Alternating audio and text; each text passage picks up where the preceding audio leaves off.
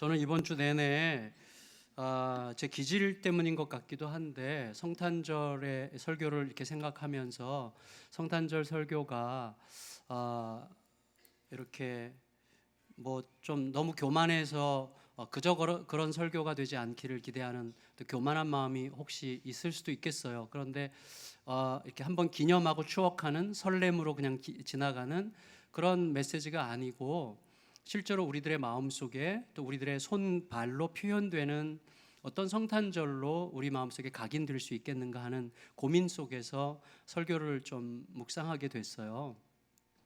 그래서 이렇게 고민하는 중에 어떻게 하면 우리들에게 좀 경험적으로 와닿는 성탄절이 될 수 있을까를 많이 고민하다가 제가 상당히 함정에 빠진 느낌이 들어요. 그래서 설교가 굉장히 어려워졌어요. 그래도 한번 애를 써 보도록 했으면 좋겠는데 먼저 이렇게 말씀드리고 싶어요. 여러분 우리 컴퓨터로 워드 작업하잖아요. 컴퓨터 워드 작업할 때 그 자판에 있잖아요. 자판에 자음 디귿자 양 옆에 무슨 글자가 있어요?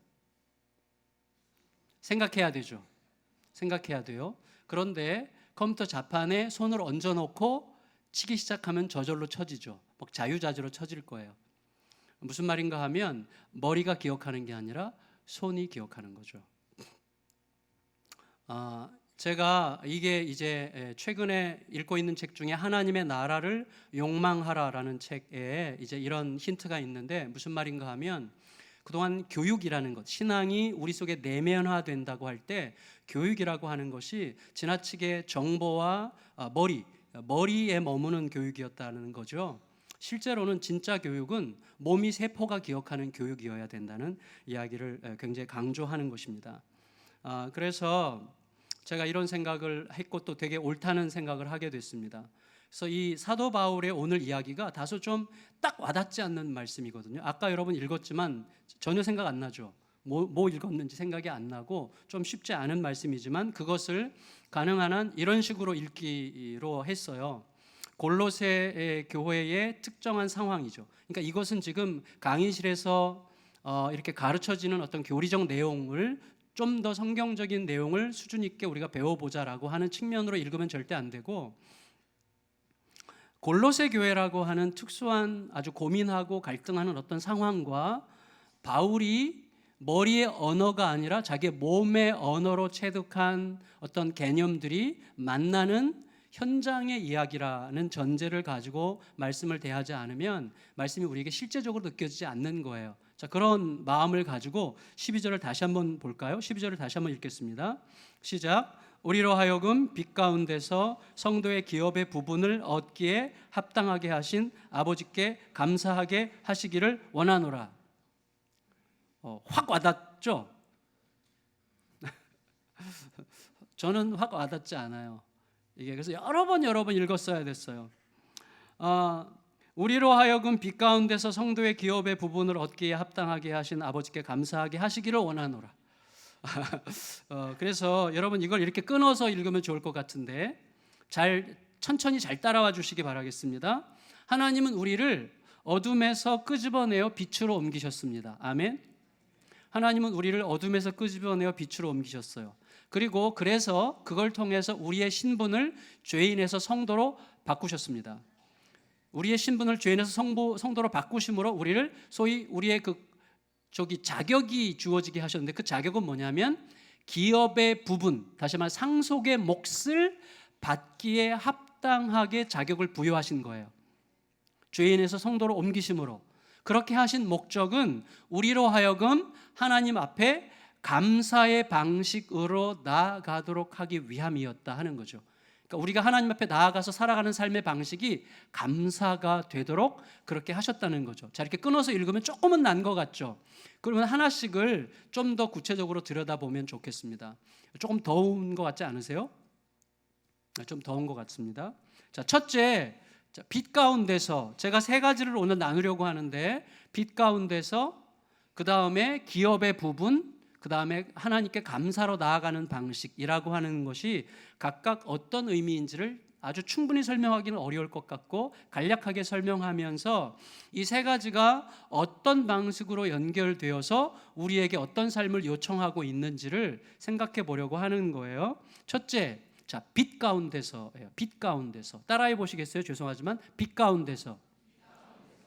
빛 가운데서라는 말을 들을 때 어떤 느낌이 드세요? 빛 가운데서라고 할 때, 자, 우리의 느낌은 이제 나중에 생각하기로 하고 사도 바울에게 있어서 빛 가운데서라는 말을 그가 쓰고 있잖아요. 그가 빛 가운데서라는 말을 쓸 때 그에게는 이 빛이라는 게 굉장히 현장성 있는 이야기예요.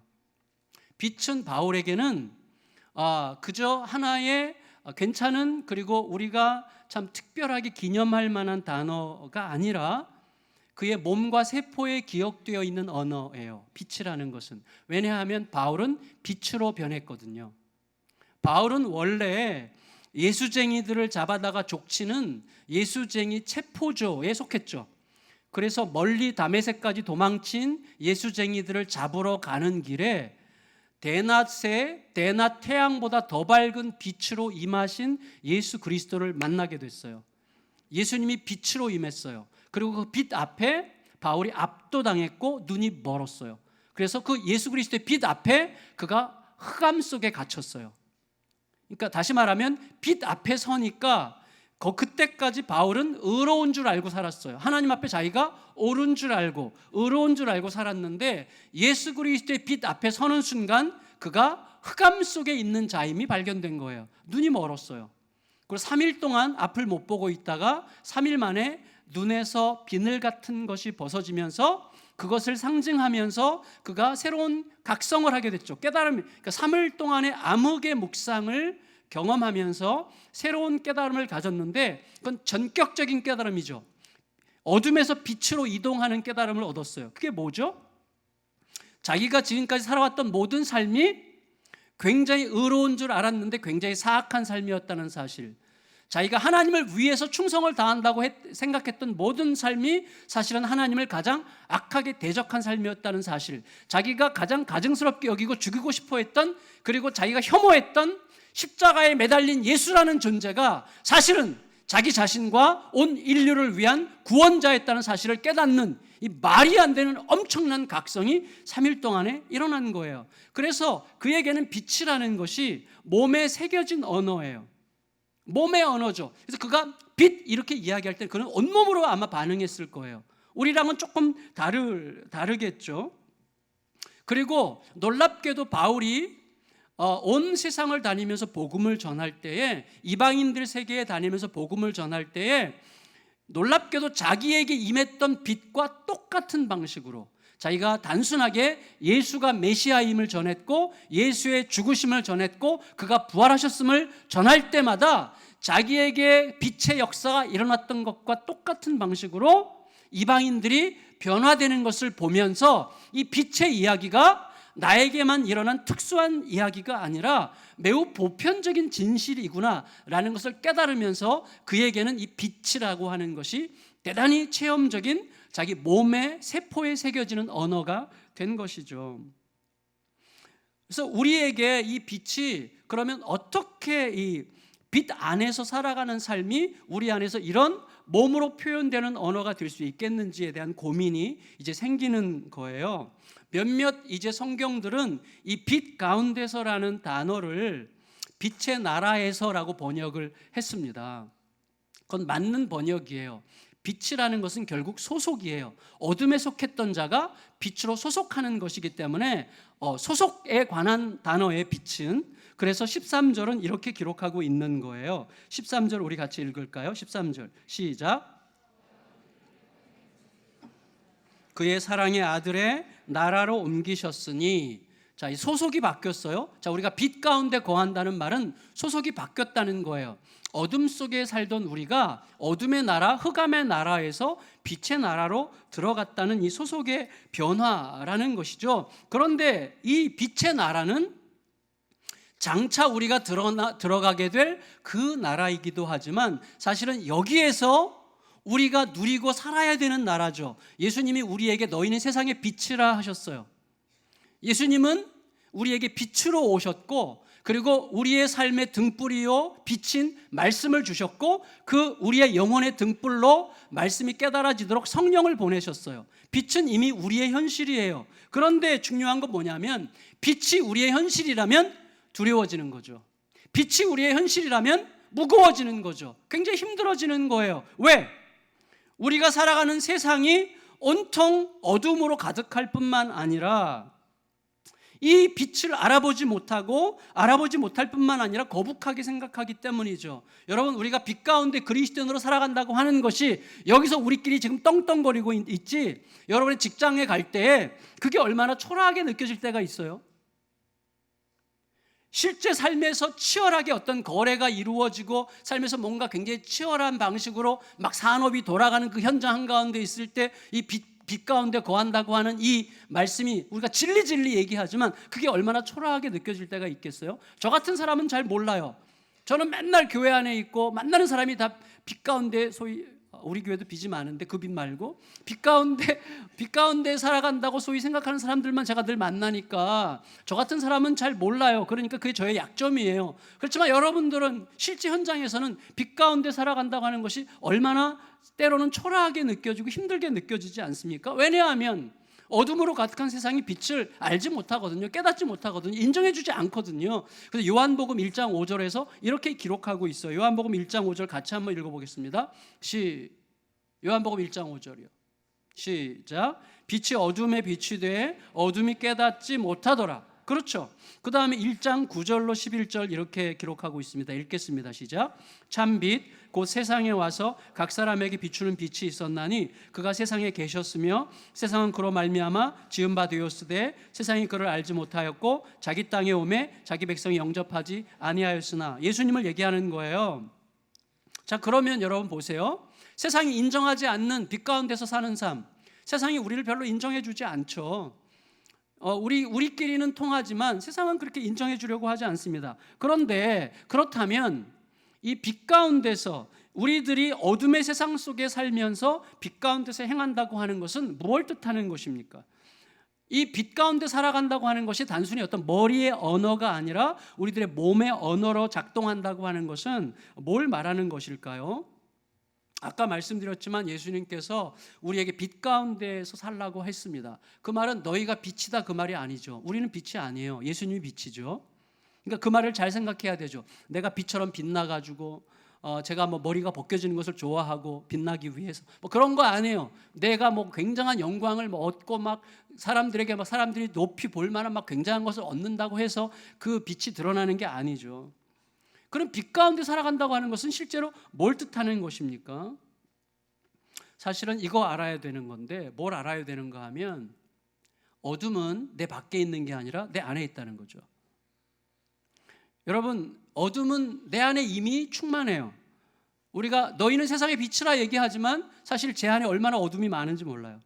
예를 들어서 여러분, 제가 지난 화요일 날 큐티 하는데 잠언 25장 26절 말씀이었어요. 그날 본문이 이렇게 되어 있어요. 의인이 악인 앞에 굴복하는 것은 우물의 흐려짐과 샘이 더러워짐과 같으니라. 의인이 악인 앞에 굴복하는 것은 우물이 흐려짐과 샘이 더러워짐과 같으니라. 이 말씀을 묵상하다가요, 제가 깜짝 놀랐어요. 왜 놀랐는지 아세요? 이 말씀이 너무 깊고 신비해서가 아니라 말씀을 묵상하는 동안 저도 모르게 제가 이미 자동적으로 의인 편에 서서 읽고 있더라고요.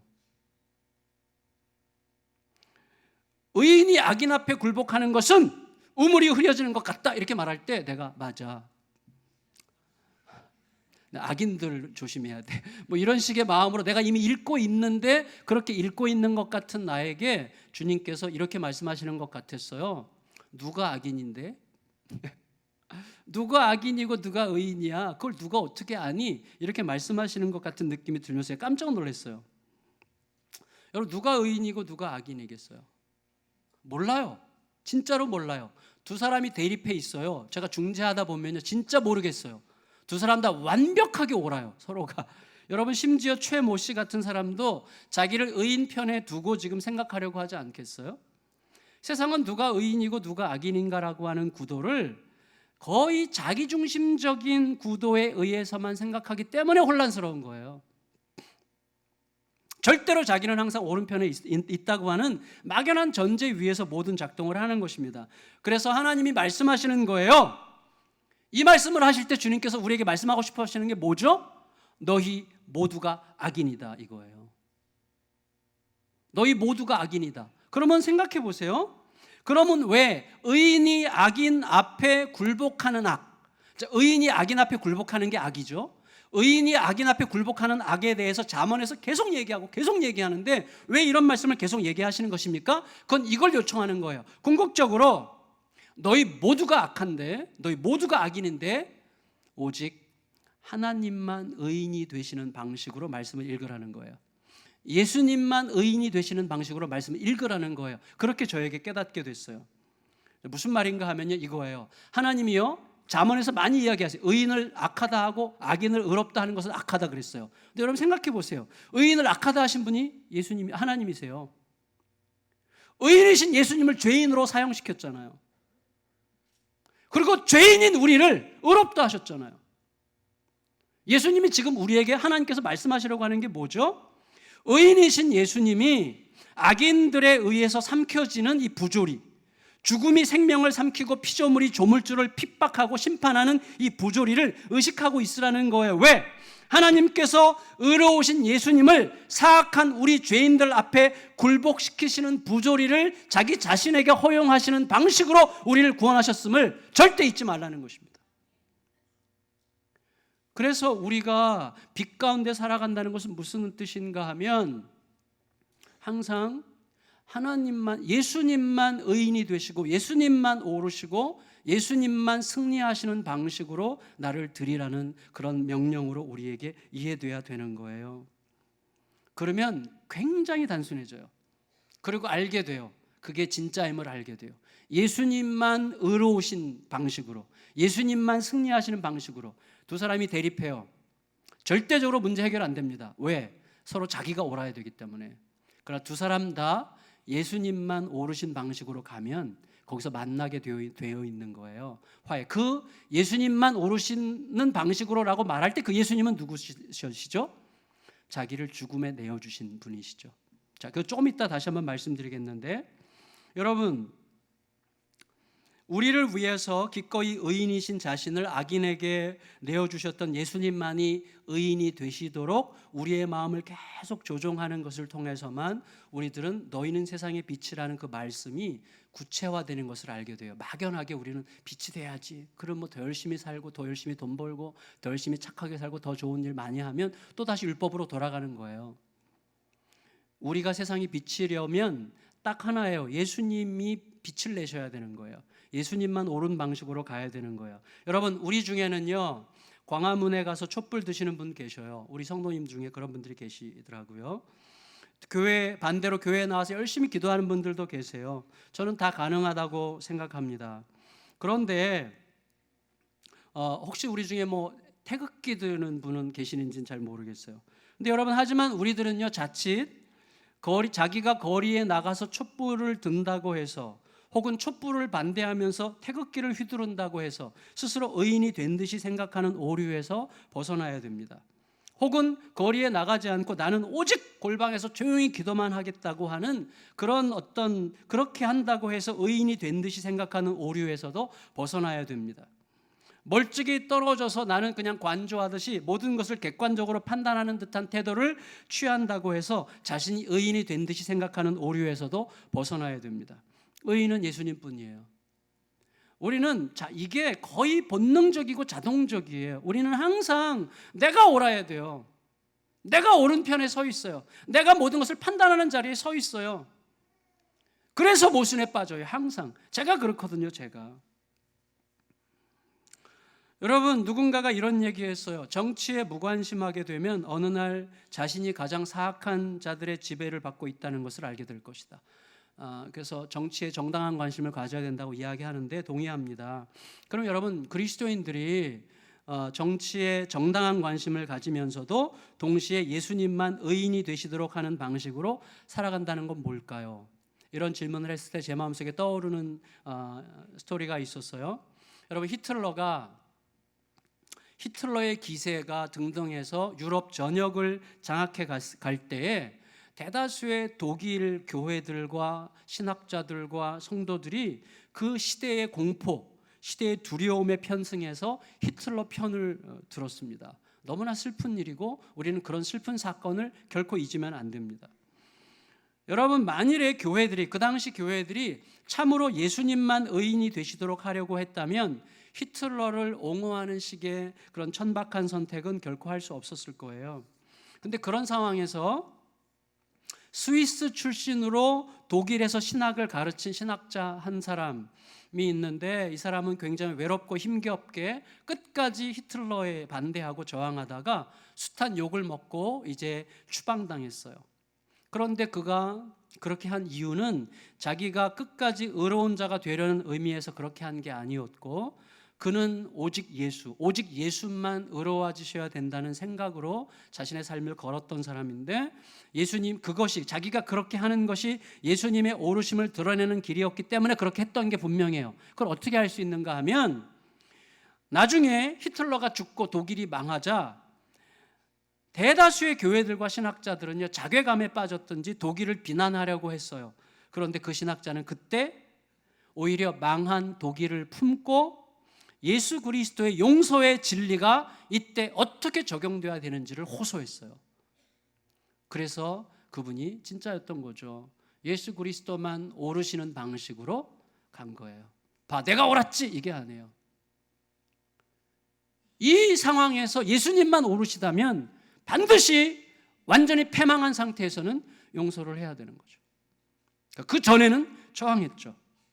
여러분, 어둠 속에서 빛으로 살아간다는 것은요, 저는 그런 거라는 생각이 들어요. 어떤 경우에도 말구유로 연약한 모습으로 오신, 왜? 죽으러 오셨기 때문에, 우리를 충분히 공감하시고 우리 편에 서서 우리를 대신하시기 위해서 말구유로 오셔서 십자가를 지신 예수님만 의로운 분으로 드러나는 그 길에 자기 자신을 드리는 거죠. 다시 말하면 자기를 깨뜨리는 의로운 사랑에 자기를 드리는 것, 그것이 빛 가운데 살아가는 삶입니다. 하나님은요, 우리를 빛 가운데 성도의 기업의 부분을 얻게 하셨다, 이렇게 얘기했죠. 두 번째 주제로 자연스럽게 그래서 넘어갑니다. 우리를 빛 가운데서 성도의 기업의 부분을 얻게 하셨다, 이렇게 기록하고 있어요. 간략하게 이걸 설명드릴게요. 여러분, 자, 우리가 보세요. 기업의 부분을 얻게 하셨다는 것은, 기업은 뭐죠? 하나님으로부터 오는 유산이죠. 그거는 하나님께 속한 거죠. 하나님께 속한 것, 우리 게 아니에요. 우리 게 아닌데 하나님께 속했던 것이 우리에게 왔어요. 그 중에 대표적인 두 가지가 거룩과 영원인데, 여러분, 우리는 죄인인데 죄인과 거룩은 함께 할 수 없습니다. 근데 죄인인 우리가 거룩하신 하나님의 성품을 부여받았어요. 그리스도의 죽음 때문에. 그리고 시공간에 갇혀있는 유한한 생명인 우리가 하나님의 영원성을 반영하는 삶을 살게 하셨어요. 물론 앞으로 장차 영원한 거룩 속에 들어가겠지만 이 땅에서도 하나님의 거룩과 영원성이 우리들의 삶에 반영되도록 살게 하셨어요. 그게 뭐예요? 빛 가운데서 성도의 기업의 부분을 얻은 자의 삶이에요. 기업, 하나님께 속했던 것이 우리에게 와서 그것이 빛 가운데서 확인되는 삶이에요. 그건 어떻게 나타나는 삶입니까? 딱 하나예요. 이거예요. 내 어떤 현실보다, 내 현실이 아무리 힘들고 어렵고 절망적이고 깜깜하고 벼랑 끝에 선 것 같을지라도 관계없이 내 어떤 현실보다 그 예수님, 나에게 하늘에 속한 기업의 비밀을 허락하신 그 예수님이 나의 어떤 현실보다 크다는 사실을 내 온몸으로 입증하기 위해서 몸부림하는 것이에요. 그게 빛 가운데서 기업의 부분을 얻은 자로 살아가는 삶이에요. 자, 이걸 이런 식으로 표현해 볼게요. 7, 8년 전에 KBS 스페셜에서 나온 그 방영된 건데 기억나세요? 안 나죠, 당연히. 7, 8년 전 KBS 스페셜에 나온 미국의 볼티모어에 사는 한 부부 이야기예요. 이 부부는 결혼하고 아기를 못 낳는 상황, 혹은 아기를 낳기보다는 입양하는 상황으로 결정을 했는데, 부부는 입양할 수가 없었어요. 입양 조건이 안 돼요. 왜냐하면 둘 다 시각장애인이에요. 맹인, 볼티모어에 사는 부부인데 니콜스라는 부부예요. 그런데 입양 조건이 안 돼요. 그런데 너무너무 입양을 하고 싶었어요. 그래서 이 앞을 못 보는 부부가 입양하는 조건을 얻기 위해서 사회복지를 열심히 공부해서 부부가 함께 취업해서 경제적으로 입양할 수 있는 조건을 취했고, 동시에 9년에 걸쳐서 홈스터디로 정말 입양할 수 있는 교육을 다 받아가지고 드디어 자격을 따가지고 입양을 했는데, 처음에 한 남자아이를 입양했는데 한국 아이였어요. 그 맹인이었어요. 시각장애인 한국 어린아이를 입양했어요. 그리고 연달아서 세 아이를 더 입양했어요. 아들 하나 더, 딸 하나, 또 아들 이렇게 입양했는데 세 아이도 전부 다 시각장애인이에요. 그러니까 시각장애인 부부가 시각장애인 한국 아이들 4명을 입양한 거예요. 이거는 현실적으로 말이 안 되는 거고 무책임해 보이죠. 그러니까 이 사람들은 자기들의 현실을 정직하게 들여다보지 못한 사람이거나 자기들의 주제를 몰랐던 사람이거나 아니면 자기들의 현실보다 자기들에게 그러한 감동을 주시는 예수 그리스도의 실존을 훨씬 더 크게 생각했던 사람, 둘 중에 하나죠. 미쳤거나 아니면 자기 현실 주제 파악을 못하거나 아니면 자기의 이런 막막한 현실보다도 예수님, 그렇게 인도하시는 예수님의 빛이 훨씬 더 생생한 실존이라고 믿었거나, 셋 중에 하나죠. 그건 뭐가 보여주겠어요? 그들의 삶의 열매가 보여주겠죠. 이분들은 아이들 넷을 어떻게 키웠느냐면, 위에 2 아이는 여러 번 수술을 하게 해서 열심히 벌어서 여러 번 수술 받게 해가지고 결국은 시력을 얻게 했어요. 그래서 2 아이, 아들 2 아이는 정상적으로 취업해서 잘 살고 있고, 셋째 딸은 건강하게 교육을 받고 그리고 건강한 정상인 남자에게 시집가서 잘 살고 있고, 막둥이는 안 그랬어요. 막둥이는 너무 힘들어요. 막둥이는 시각장애인인데다가 정신지체가 있어요. 지능이 2살짜리예요. 그런데다가 자폐가 있어요. 그러니까 감당을 못하는데 이 부부가 그 아이가 30살 될 때까지 대소변을 가려주면서 그 아이를 끝까지 사랑으로 양육했어요. 이 부부의 이야기는 무모하고 무책임하고 역하고 꺼리껴지고 이상한 이야기입니까? 아니면 여러분에게 아름답게 느껴지는 이야기입니까? 저는 정말 눈부시게 아름답다고 생각이 됩니다. 이들이야말로 성탄을 아는 자들이라고 생각이 됩니다. 이 부부는요, 물리적으로는 암흑 속에 살았어요. 그게 그들의 현실이에요. 그러나 그들이 자기들의 현실에 눈을 감은 게 아니에요. 자기들 현실이 어떤지를 알았어요. 자기들의 현실이 얼마나 열악한지 알았어요. 얼마나 무기력한지 알았어요. 그럼에도 불구하고 자기들의 마음속에 계속해서 마음의 빛을 주시면서 아이들 입양해서 키우는 감동을 주시는 예수 그리스도의 현존이 자기들의 현실보다 훨씬 더 크다는 사실을 믿고 그 길을 가면서 몸부림한 결과 이렇게 온 세상을 향한 위대한 메시지를 남기는 인생을 살게 된 것이죠. 다시 말하면 장차 얻게 될 영원한 생명이 오늘 여기에서 그들을 통해 현재적 사건이 된 거죠. 그게 우리들의 삶이어야 되는 거예요. 여러분, 지금 우리에게 많은 어려움이 있을 수 있어요. 그 어려움들이 우리를 마음껏 갖고 장난치도록 내버려 두지 마세요. 우리가 적어도 성탄을 맞이했다면 예수 그리스도의 현존을 우리의 마음으로 믿고 고백하고 정말 주님을 노래하는 게 실제라면, 그렇게 현실이 우리를 마음껏 갖고 장난치도록 그렇게 무기력하게 현실에 너무나 순응적으로 살지 말아야 됩니다. 예수 그리스도의 현실이 훨씬 더 크고 놀라운 것을 내 온몸으로 입증하며 살아가려고 나를 드릴 때에 그 빛은 실제가 되고 미래에 있을 그 기업에 속한 하나님의 거룩과 영원성이 오늘 나의 삶의 현재적 사건으로 나타나게 될 것을 믿고 사시는 저 여러분들이 다 되시기를 예수님의 이름으로 축원합니다. 여러분, 이렇게 빛 가운데 기업의 부분을 얻어 살아가는 성도가, 이 기업의 부분이라는 말이 참 의미 있게 느껴졌어요. 기업의 부분. 왜 기업을 얻었다라고 이야기하지 않고 기업의 부분을 얻었다고 이야기할까요? 자, 기업은 유산인데 보세요. 내가 유산을 받은 게 아니라 유산의 부분을 받았다는 것은 어떤 의미예요? 유산이라는 단어는 나와 부모님을 연결해 주는 단어예요. 유산의 부분이라는 단어는 나와 형제들을 연결해 주는 단어죠. 왜? 그 부분 중에 다른 부분은 다른 형제들이 받았으니까. 그러면 여러분, 유산의 부분이라는 단어를 내가 속물적인 근성으로 생각한다면 굉장히 머리가 복잡해지겠죠. 나한테 온 부분은 얼마야? 쟤한테는 얼마나 더 갔어? 이런 식으로 생각하겠지만 근본적으로 유산의 부분이라는 단어를 들여다보면 이거 굉장히 숭고한 단어죠. 왜냐하면 유산이라는 단어로 부모와 나를 연결하고 부분이라는 단어로 형제와 나를 연결해서 부모와 나의 사랑이 형제와 나의 우정으로 옮겨지게 하는 그런 의미가 담겨져 있어요. 여러분, 하나님이 주시는 하나님께 속한 기업의 부분을 얻었다는 건 뭐예요? 우리는 하나님께 속한 하나님의 거룩함과 영원성을 오늘 내가 살아가는 삶의 에너지로 받은 확신 속에 살아가는 자들이지만 그 기업을 쉐어했어요. 우리 형제들과 함께 나눠 가졌어요. 그러므로 아까 얘기한 그 니콜스 맹인 부부와도 연결이 되는 거죠. 함께 나눠 가졌기 때문에 그 나눠 가졌다는 자기 인식은 우리를 매우 겸손하게 하죠. 그래서 기업의 부분이라는 단어는 우리에게 기업이라는 단어가 주는 확신과 부분이라는 단어가 주는 겸손이 엮어지게 해서 기업의 부분은 우리를 확신이 있는 겸손으로 이끌어가요. 여러분, 확신 어린 겸손, 이것이야말로 성도들의 아름다움이 아닙니까? 하나님을 따라가는 그리스도를 살아가는 성도들의 아름다움은요, 이거예요. 확신 어린 겸손이 있는 거죠.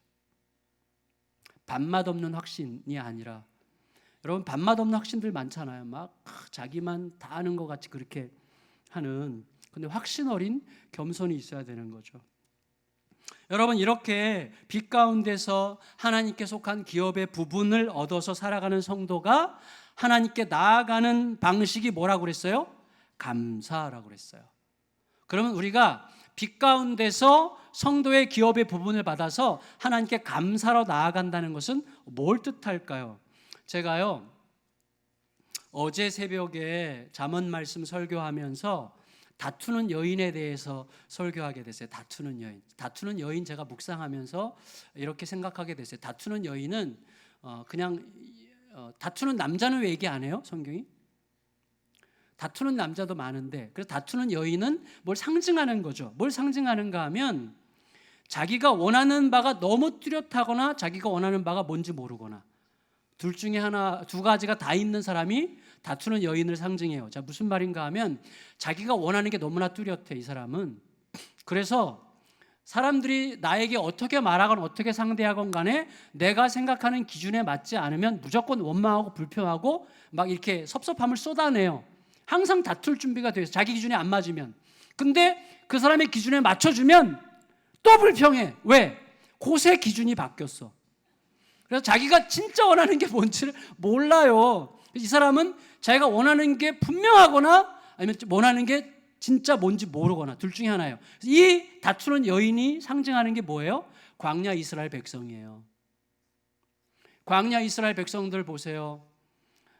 홍해 건널 때 그렇게 기뻐하더니 홍해 건너서 물 없으니까 막 물 달라고 외쳐요. 물 주니까 고기 달라고 외쳐요. 고기 주니까 양념 달라고 외쳐요. 이거 주면 저거 달라고 그러고 저거 주면 이거 달라고 그러고 원하는 게 있긴 있는데 뭘 하는지도 몰라. 여러분, 우리가 원하는 게 많아요. 근데 정말 원하는 건 없어요. 정말 원하는 거, 내 생명을 걸고 내 인생을 걸고 정말 원하는 거 뭐예요, 여러분? 영원토록 후회하지 않을 그거 뭐예요?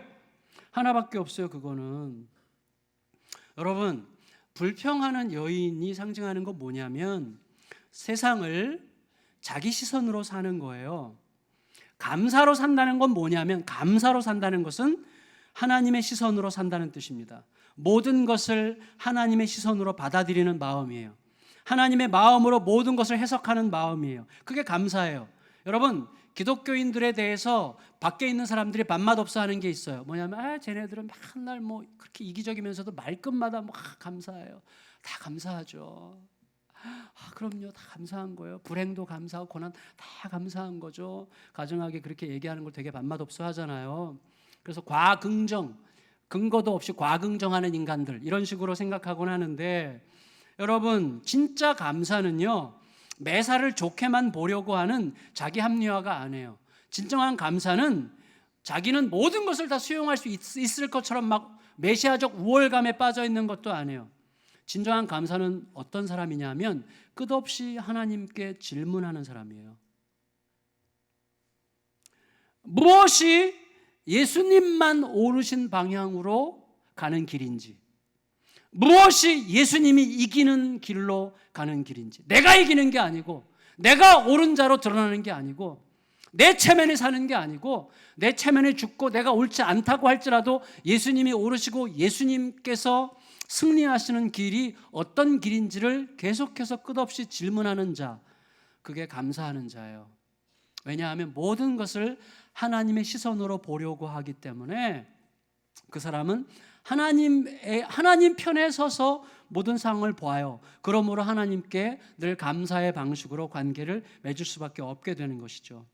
그 질문 속에서 그는 빛 가운데서 살게 되고, 그 질문 속에서 그 기업의 부분을 얻게 되고, 그 질문 속에서 감사의 삶을 살게 되는 것입니다.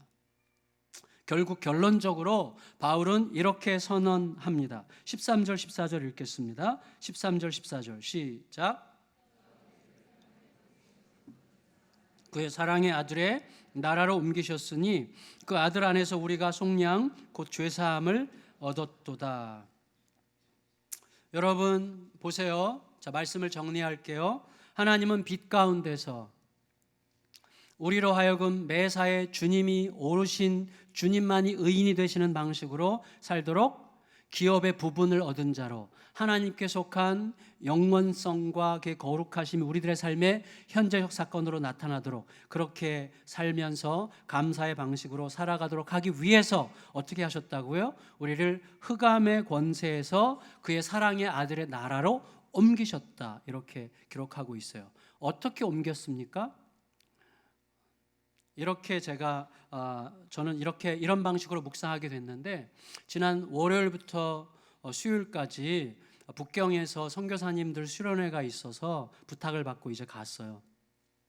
근데 월요일 날은요 그럭저럭 괜찮았어요. 월요일 날은. 근데 화요일과 수요일은 진짜 완전히 아침부터 저녁 때까지 도시 전체가 흑암에 쌓였어요. 여러분 아시죠? 스모그. 진짜 앞이 안 보여요. 진짜 앞이 안 보여요. 스모그가 꽉 찼는데 교통사고가 진짜 많이 났고요. 대부분의 사람들이 아주 촘촘한 특수 마스크 있더라. 이렇게 여기 뭐가 달렸어. 이렇게 마스크인데 그러니까 숨을 내쉬면 나가고 들어오는 건 안 들어오고 막 이런 마스크 갖고 싶더라고요. 근데 하여튼 아주 그 촘촘한 마스크 다 쓰고 실내에서도 밖에서도 다 마스크를 쓰고, 그리고 호흡이 막 불편해가지고 실내에서도 목이 정말 칼칼하더라고요. 저는 그래도 믿음으로 마스크 안 쓰고 버텼어요. 어리석게. 심지어 휴교령이 내려졌어요. 휴교령. 정상적인 활동이 불가능했어요. 속수무책이었어요. 그래서 제가 선교사님께 물어봤어요. 이거 언제까지 가요? 그랬더니 몰라요. 어떻게 해야 돼요? 두 가지 방법밖에 없어요. 엄청나게 센 바람이 불든지 하늘에서 엄청나게 비가 내리든지, 둘 중에 하나여야 된다는 거예요. 그래서 제가 심각하게 묵상했어요. 아, 그렇구나. 여러분, 이 흑암은 사람의 욕망이 만든 거죠. 그러나 비바람은 사람이 만들 수 없는 거예요. 근데 비바람이 와야 흑암이 가죠. 근데 흑암은 사람이 만들었고, 흑암이 가시려면 사람이 만들지 못하는 게 와야 되는 거예요. 다시 말하면 비바람은 하늘에서 이루어지는 하늘의 사건이죠. 따라서 사람이 만든 문제는 사람이 만들 수 없는 것을 통해서만 해결돼요. 사람이 만든 문제는 사람을 만드신 분을 통해서만 해결될 수 있는 거예요. 이 땅의 문제가 해결되려면 하늘에서 사건이 일어나야 되는 거예요. 그래서 예수께서 오신 거죠. 여러분, 흑암은요 뭐예요? 바로 이 땅의 흑암은, 진짜 흑암은 뭐예요? 모든 사람이 다 자기를 의인 편에 서서 생각한다는 거예요. 모두가 다 그래요. 중재 자리에 있어 보면 알게 됩니다. 제가요 최근에 중재하는 자리에 있었는데요, 절대 중재가 안 돼요. 왜? 양쪽 다 확실하게 자기가 옳고, 그리고 양쪽 다를 지지하는 또 이 세력이 이제 있는 거예요. 중재가 안 돼요. 제가 그래서 상상을 했어요. 양쪽 다 저를 사랑한다면, 양쪽 다 저를 신뢰한다면 중재하는 방법은 하나밖에 없어요. 제가 두 사람 양쪽을 중재하기 위해서 비행기 타고 왔다 갔다 하다가 비행기 사고로 죽는 거예요. 그러면 제가 비행기 사고로 죽으면 양쪽 사람들 전부 다 우리가 뭔데 정 목사님이 우리를 중재하려다가 돌아가셨어. 내가 죽었는데도 이분들이 그거 잘 됐다 이렇게 생각하는 정도로 제가 살았을 수도 있겠지만, 제가 여러분 진정한 의미의 흑암에 이 진흙텅이, 다 자기가 옳다 여기는 이 길, 하나님 앞에서조차 자기의 의로움을 과시하는 이 진흙탕과 같은 흑암은 누군가의 치명적인 희생을 통해서만 벗겨지게 되는 거예요. 자기를 죽음에 내어주는 그 사랑, 바로 흑암을 이긴 빛이었어요. 자기를 다 내어주어도 아깝지 않은 사랑, 그것도 악인인 흑암 속에 있는 나를 대신해서 빛의 나라에서 오신 그분이 우리를 대신해서 죽어주신 그 사랑을 쏟아부어 우리에게서 흑암이 가셔 빛으로 우리를 인도해 주셨다는 것입니다. 그래서 이렇게 생각할 수 있을 것 같아요. 만일에 우리가 자기를 다 내주어도 아깝지 않은 사랑으로 살아갈 수 있다면, 여러분, 그건 정말 위대한 거죠. 내가 억울해도 괜찮아, 내가 다 손해봐도 괜찮아, 내 거 다 가져가도 괜찮아, 그래도 아깝지 않은 사랑이 나에게 왔다면, 그 사랑으로 살아갈 수가 있다면 그 이유는 하나밖에 없어요. 뭐죠? 내가 가진, 그리고 내가 가지려고 하는 모든 것들을 다 잃는다고 해도 조금도 불안하거나 두려워하지 않아도 될 만큼 만족스러운 선물을 받았을 때만 가능한 거죠. 그 선물이 우리에게 왔잖아요. 그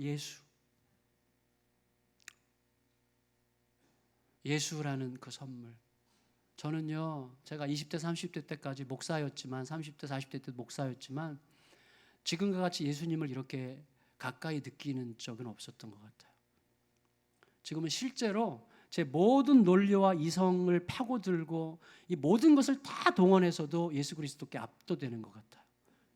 너무나 귀한 선물. 그래서 예수님이 내 안에서 정말 선명해지고 커지실수록 내가 모든 것을 잃어도 하나 더 아깝지 않은 마음에 이르게 되는 어떤 그 영광의 신비를 조금씩 알게 하시는 것 같아요.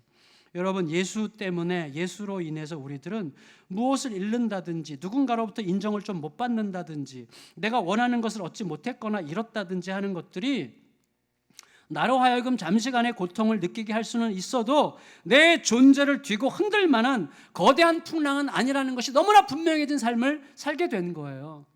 예수가 우리를 그렇게 하게 하셨습니다. 그러니 주님은 내가 이 성탄을 너에게 줬으니 그러니 두려워하지 말아라. 단지 그 안에서 순종해라. 내 현실, 너의 현실보다 예수의 실존이 더 크다는 것을 인정하고 담대하게 순종해라. 그때 하늘의 빛이, 하나님께 속한 기업의 부분이, 감사가 우리의 머리의 언어가 아니라 우리의 몸과 세포의 언어가 될 거라고 말씀하시고, 니콜스 부부의 삶을 다른 방식으로 우리도 얼마든지 너끈하게 살아낼 거라고 약속하고 계십니다.